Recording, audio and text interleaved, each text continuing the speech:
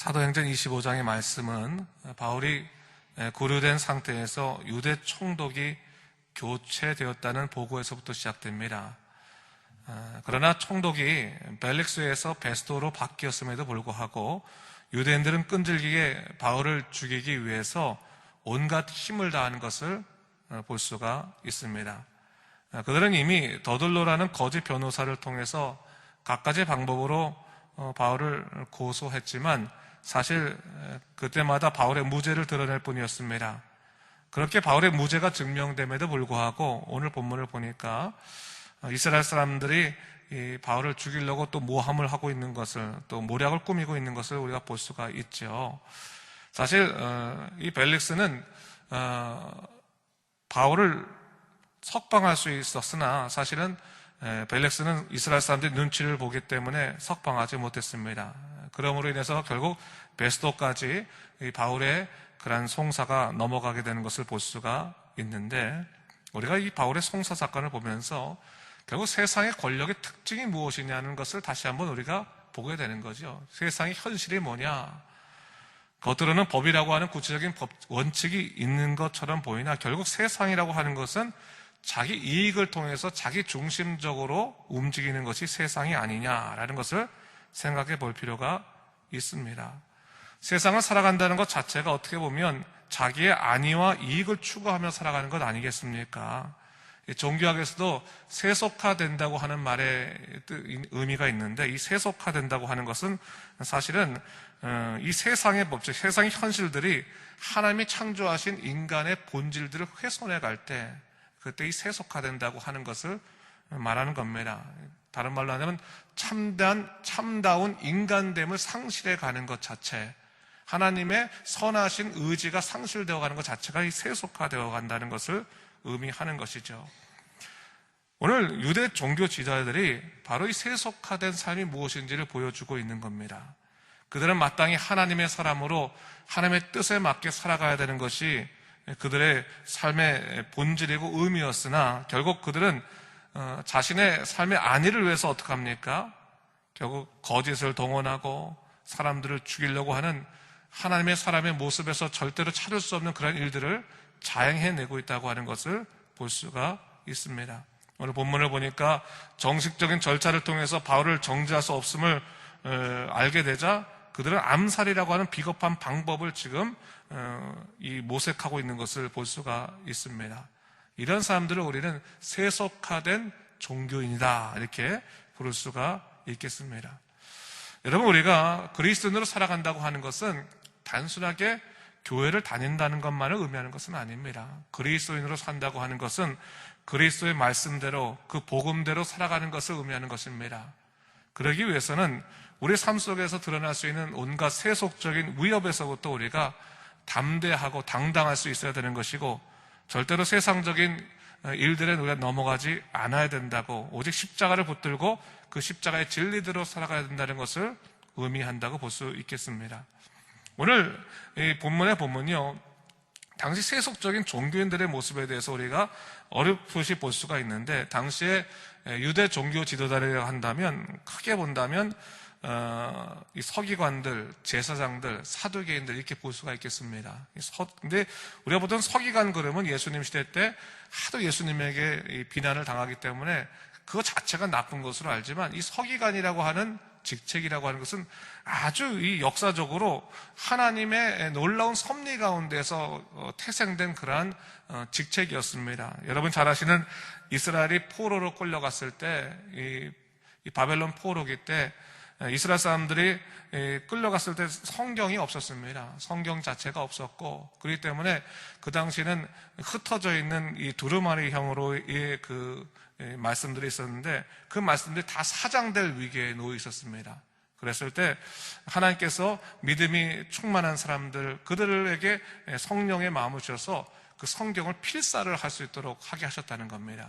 근데 이 서기관들이 이 필사를 할 때 얼마나 그 자신의 경건의 문제에 신경을 썼냐면, 예를 들어 성경을 갖고 와서 필사를 할 때 혹시나 이 자기네들이 잘못 쓰지 않도록 아주 열정했을 뿐만 아니라, 쓸 때 당시에는 여호와라고 하는 말을 그대로 번역하지 못했어요. 그대로 번역하면 망령될까봐 여호와란 말을 안 쓰고 주님이라는 말로 번역했습니다. 아도나이라고 하는 말로 이렇게 번역하게 되는데, 그럴 때 옷을 벗고 목욕을 하고 다시 흰 옷을 입고 주님이라고 한마디 쓰고 또 성경을 써나가고 그렇게 하루에도 몇 번씩 목욕을 하고 또 옷을 갈아입을 정도로 하나님의 말씀에 대해서 굉장히 경건하게 생각하고 아주 소중하게 생각했던 사람들인데, 그 사람들이 타락하고 나니까 자기네들이 직책만 생각하게 되는 거죠. 자기네들이 사명이 무엇인지를 깨닫지 못하고, 제사장도 마찬가지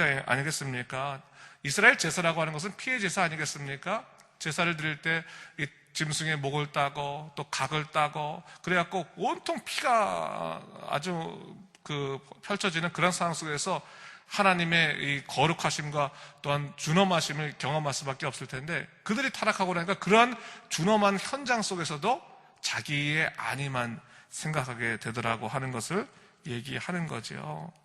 자, 그렇다면 여러분, 그만큼 세상이 아주 무서운 것이다라고 하는 것을 우리가 잊지 말아야 됩니다. 세상 권력이 참으로 무서운 것이다. 좀 더 쉬운 말로 하면 돈의 맛이라고 하는 것이 이게 사람을 영적으로 타락하게 하는데 가장 큰 것이다라고 하는 것을 얘기하고 있는 거죠. 우리 믿는 사람들도 물질이 필요합니다. 분명하게 그 물질이 있어야지만 우리 인생을 잘 살아갈 수 있습니다. 그러나 물질 자체가 목적이 되는 그 순간에 우리는 타락할 수밖에 없다고 하는 것을 잊지 말아야 하겠습니다. 오늘 본문도 바로 그런 정황이라 볼 수 있겠습니다. 이 사람들이 결국 자기의 권력들을 내려놓고 자기들이 누리던 기득권들이 없어질 것 같으니까 이제 사도 바울을 공격하는 거죠. 예수 그리스도가 중심이 되면 안 되니까 공격하는 거 아니겠습니까? 자, 오늘 우리가 오늘날 쓰는 용어 중에서 크리스천에 대한 용어 중에서 노미널 크리스천이라고 하는 말이 있습니다. 노미널 크리스천 말 자체가 뭡니까? 명목상의 그리스도인인, 이름만 있는 그리스도인을 말할 때 노미널 크리스천이라고 말을 하는데, 이 통계에 의하면 참 재밌는 게 노미널 크리스천이 늘어나는 게 있어서 국민 소득과 연결돼 있대요. 그러니까 국민 소득이 늘어나면 늘어날수록 노미널 크리스천이 늘어난다는 겁니다. 한마디로 나는 교인이라고 말하지만 교회에 출석하지 않는 자, 신앙생활 하지 않는 자, 그런 사람들이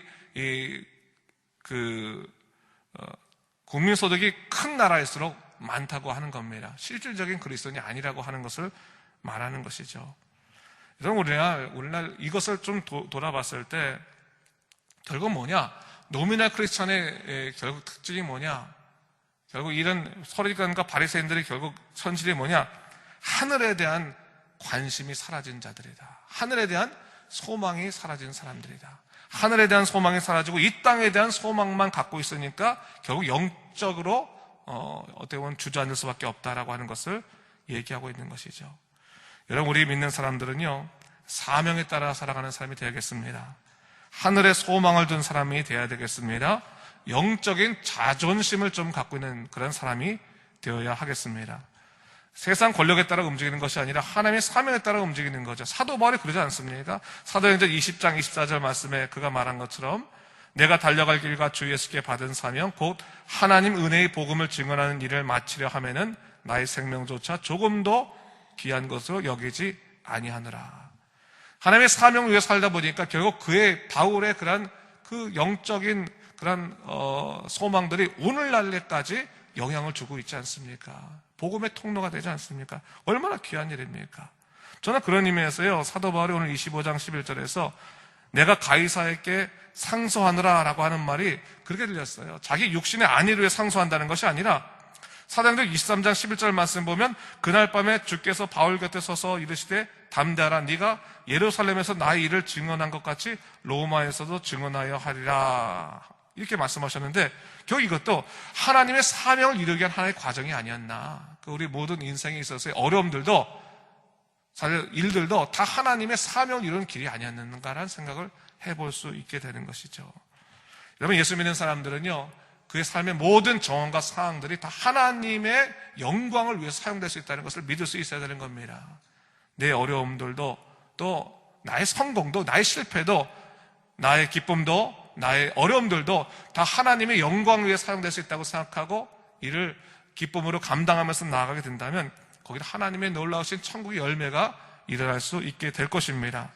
하지만 반대로 자기만을 우위에 살아간다면 영적인 기회를 놓치게 되는 거죠. 마치 벨릭스와 그 안에 드루실라가 말씀을 듣기 위해서 사도 바울을 초청했지만 결국 그 안에서 하나님의 놀라운 역사를 발견하지 못하고 끝난 것은 그의 세속화적인 그런 마음들이 하나님의 마음을 가렸기 때문에 아니겠습니까? 여러분, 다시 한번 우리가 오늘 본문을 보면서 사도 바울이 떳떳하고 당당할 수 있는 모습을 보면서 하늘에 속한 사람으로 살아가자. 이 땅에 이 땅에 영광을 두는 것이 아니라 하나님 나라의 영광을 두고, 또 이 세상의 물질의 목적을 두는 것이 아니라 하나님 나라의 목적을 두고, 하나님, 내가 이 세상 살아갈 때 하나님께서 영광 드러낼 수 있도록 주 인도하여 주시옵소서 한다면 물질의 많고 적음이 우리의 삶에 있어서 큰 고통으로 드러나지 않겠죠. 우리의 삶에는 어떻게 하면 하나님의 영광이 드러날 것인가? 하늘에 속한 사람으로 영적인 어떠한 소망, 신앙을 잃지 않고 살아가는 여러분 되시기를 주님의 이름으로 축원합니다. 기도하겠습니다. 주 하나님 아버지 감사합니다. 사도 바울의 경우를 또 보면서 또 수많은 일들이 있습니다. 그의 송사 일도 있고 또 여러 가지 일들이 있지만 주 하나님 아버지, 무엇을 바라볼 것인가를 분명히 알 수 있도록 인도하여 주시옵소서. 무엇이 우리 인생에 가장 중요한 것인지, 무엇을 잃어버리면 안 되는지 이것을 잘 생각하고, 주님, 하나님께서 우리에게 한 번 주신 인생 헛되이 살다 가지 않도록 주여 우리의 삶을 이끄시고 돌보아 주시옵소서. 오직 복음으로 사는 믿음의 인생 되게 하시고 하늘의 소망을 갖고 살아갈 수 있도록 주여 인도하여 주시며, 이 세상의 모든 일들조차도 다 하나님 영광이 사용됐다는 것을 믿고 오직 주님께 집중하며 살아가는 믿음의 사람 될 수 있도록 인도하여 주시옵소서. 오늘 주의 전에 모여 기도하는 모든 우리 믿음의 사람들, 이 세상 일이 급하고 어렵겠지만 하나님, 이 세상을 주관하시는 것이 하나님이라는 것을 오늘 다시 한번 깨달아서 하나님 붙드는 사람 되게 하여 주시옵소서. 일의 성패가 중요한 것이 아니라 하나님이 우리의 주인 되심이 더 중요하다는 것을 깨닫고 하나님 붙드는 오늘 하루 될 수 있도록 인도하여 주시옵소서. 감사드리고 이 모든 말씀 우리 주 예수 그리스도의 이름으로 간절히 기도드립니다. 아멘. 우리 주기도